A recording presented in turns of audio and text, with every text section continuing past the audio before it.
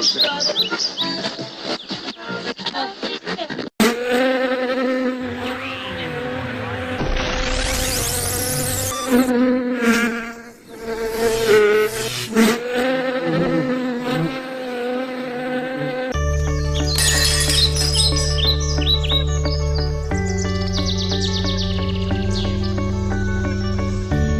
la campagne, donc on a effectivement beaucoup de déchets verts. Donc l'objectif pour nous, c'était de réduire finalement ces déchets verts, puis de les réutiliser. Donc pour ce faire, on a acheté en fait un broyeur thermique semi-professionnel à cette famille. Donc il passe d'une famille chez les autres. Et donc on broie tous nos déchets verts. Donc moi je fais mes tailles de haies, mes tailles de branchage, je broie. Et après je réutilise ce broyat, qu'on appelle donc du bois araméal fragmenté. Je réutilise en paillant soit mes plantations dans le jardin, soit dans mon compost. J'ai espacé mes tontes, c'est plutôt, je dirais, deux tous les 3 semaines, un mois, en fonction de la pousse. Cette année, c'est une fois tous les 15 jours, bien entendu. Et comme vous le voyez, il y a beaucoup de trèfle et je ne cherche pas à faire du désherbage. Mais il y a quand même un volume qui reste important. Et je stocke ça dans un coin du champ de ma mère pour que l'agriculteur en question puisse les emmener dans sa fumière et mélanger ça avec ses matières organiques.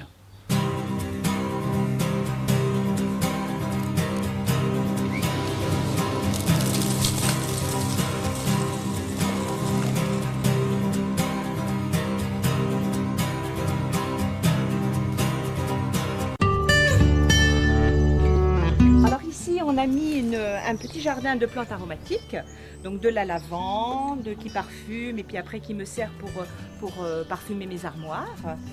Et puis alors ici ce que j'aime bien c'est la citronnelle. Donc l'été, quand nous avons la chance de manger dehors et qu'il fait beau, et que hélas il y a des moustiques comme voilà, et bien je mets tout simplement des feuilles de citronnelle sur la nappe, sur la table, éparpillées un peu partout, et nous n'avons absolument pas du tout de moustiques à venir nous déranger pendant le repas. Pas de produits artificiels, rien que du naturel, pas de bombes, rien. Nous avons fait le choix de nous chauffer au bois, donc c'est avant tout une conviction personnelle, c'est aussi un confort.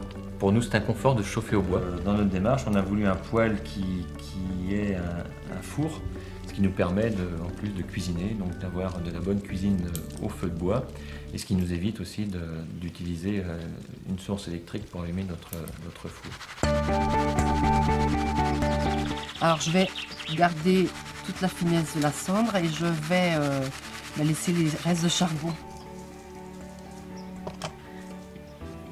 Je vais donc rajouter 1 litre d'eau pour pouvoir avoir ma lessive.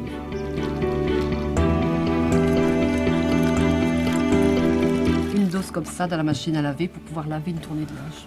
Sachant que la cendre est faite à base de phosphate, donc une lessive c'est ce qui est en grande partie dans la composition, donc j'utilise ça comme ça. C'est vrai que on fait d'une pierre 3 coups même, pas 2 coups. J'utilise donc du bois pour chauffer ma maison et je récupère la cendre. Et après, j'utilise les restes de ma lessive pour remettre ça dans le jardin.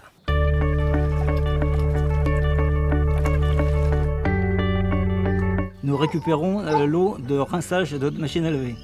Par contre, ce qui est important, c'est que le produit de lavage, lui, doit être bien spécifique, bien cadré, bien ciblé, de manière à ce que ce ne soit pas destructeur pour la végétation. Donc on a un produit de lavage bien naturel en quelque sorte. Et donc une fois cette eau récupérée, elle permet d'arroser la végétation sans danger pour cette végétation. Deuxième solution, c'est donc récupérer l'eau de pluie, comme tout un chacun, et puis de s'en servir pour arroser aussi cette partie du jardin.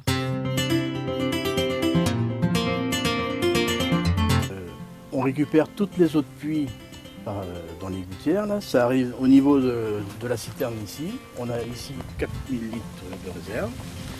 Le trop-plein de cette citerne s'en va après sur un semblant de fossé ici, qui lui n'est pas un fossé, c'est ce que j'appelle moi ici mon trou d'orage, parce qu'il a à contresens de la pente, ce qui fait que l'hiver, ici on récupère 12 mètres cubes d'eau. Et cette eau-là nous sert pour les animaux au printemps et à l'automne quand il se remet à pleuvoir. Et en ce moment, on utilise donc l'eau de la citerne pour les animaux et le jardin. Je lave mes légumes, l'eau, je la mets dans un arrosoir. Et l'arrosoir l'eau me sert à arroser mes fleurs, à arroser mon jardin. J'ai des récupérateurs d'eau sur mes gouttières. J'arrose avec l'eau de gouttière. Je ne consomme pas d'eau de la ville pour arroser.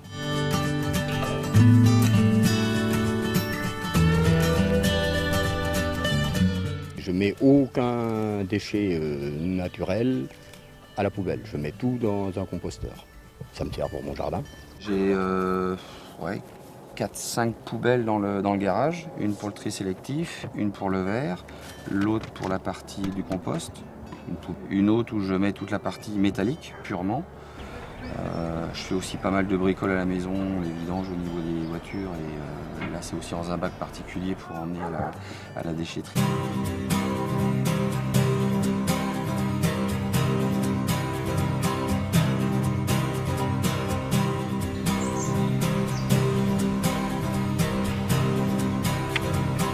Pour moi, c'est une démarche naturelle, c'est ce que je vous dis. Donc, je pense qu'il faut vraiment insister là-dessus. Que ça coûte rien, c'est bon. Alors, moins consommer, après, ça dépend vraiment de l'habitude des gens. Bon. Mais bon, à la limite, s'ils consomment et qu'ils recyclent, bon, enfin, c'est un moindre mal. C'est pas trop satisfaisant, mais c'est un moindre mal, quoi. Déjà, on va chercher du lait dans une ferme au lieu de prendre des packs qui nous amènent plein d'emballages qu'il faut recycler, etc. Tandis que là, on met ça dans des bouteilles et puis voilà, quoi. Ça nous évite déjà tous ces emballages, quoi. On fait des yaourts aussi, donc ça évite aussi tous les petits pots qui traînent partout. Le gros du déchet, ce sont les emballages ou les suremballages. Et après, aujourd'hui, c'est vrai qu'on communique beaucoup sur le consommateur. Je pense qu'il faudrait aussi voir du côté des industriels pour limiter les emballages, les suremballages. Aujourd'hui, on va acheter quelque chose, il faut enlever le carton, il faut enlever le plastique, et puis il faut enlever le blister presque, quoi. Donc ça fait beaucoup de déchets. Et des choses qui se dégradent très mal. À la déchetterie de Port-Bréillet, il y a un caisson Emmaüs, et ça peut donner une deuxième vie. Je sais qu'aujourd'hui, moi je bricole, je jette pas forcément tout non plus, j'essaie de récupérer, de mettre de côté certaines choses que je pense utiles. Des meubles, des trucs comme ça qui ne nous servent plus, au lieu de les balancer tout bêtement dans les déchetteries, c'est longtemps s'il y a des gens qui peuvent les réutiliser, pourquoi pas, hein.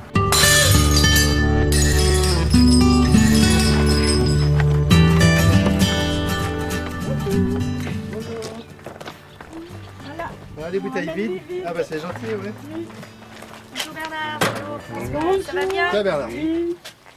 Ça va permettre de les faire laver. On va les faire laver bientôt là. Oui, c'est consigné une fois pour toutes, mais bon, comme j'y vais tous les 3-4 mois, donc si vous voulez, lui il reprend, il fait laver, mais moi j'ai pas acheté là-bas. Donc je pense qu'au point de vue volume et poids de déchets, on doit être dans un créneau assez raisonnable. Au moment de l'achat, on fait attention quand même de ne pas acheter trop, faire des achats individuels, des portions individuelles, prendre des paquets de 2 kg, de 5 kg, c'est en permanence que je fais attention à ça.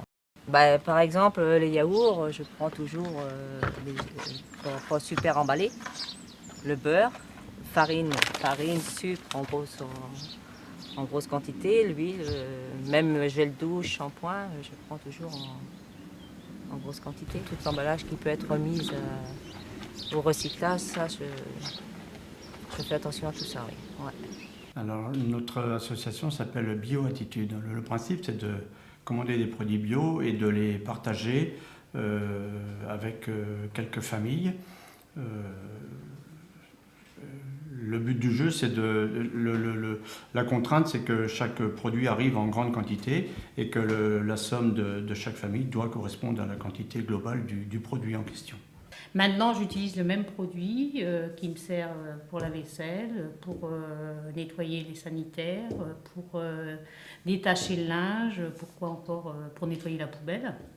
En fait, c'est un produit que j'achète qui est conditionné en 5 litres. C'est un produit qui n'a pas d'odeur, qui est facile à rincer, donc si on l'utilise bien, évidemment, parce qu'il en faut très peu. Donc, économie d'eau et économie aussi pour la planète, parce que c'est un produit qui a un pH neutre et qui, en l'occurrence, n'a pas de composants chimiques, donc qui est très bon pour la nature.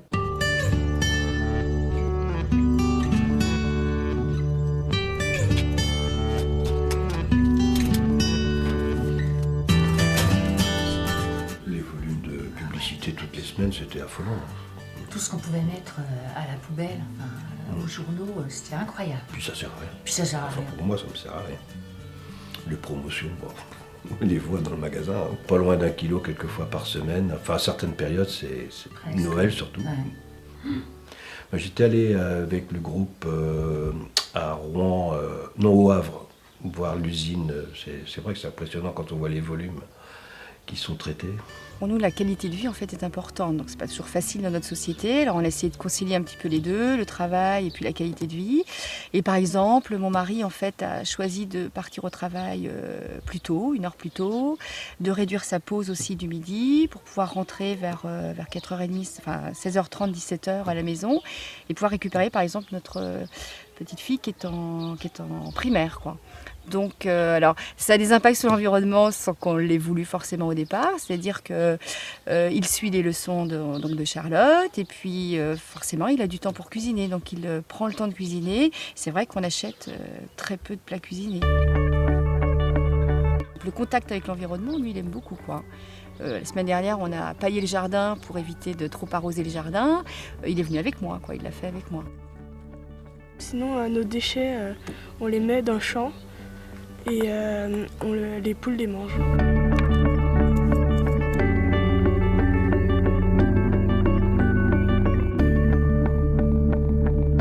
Aujourd'hui, je dirais que les familles témoins m'ont apporté parce que j'ai appris à faire autrement. Si chacun y met un peu du sien, je pense que c'est là qu'on arrivera à faire...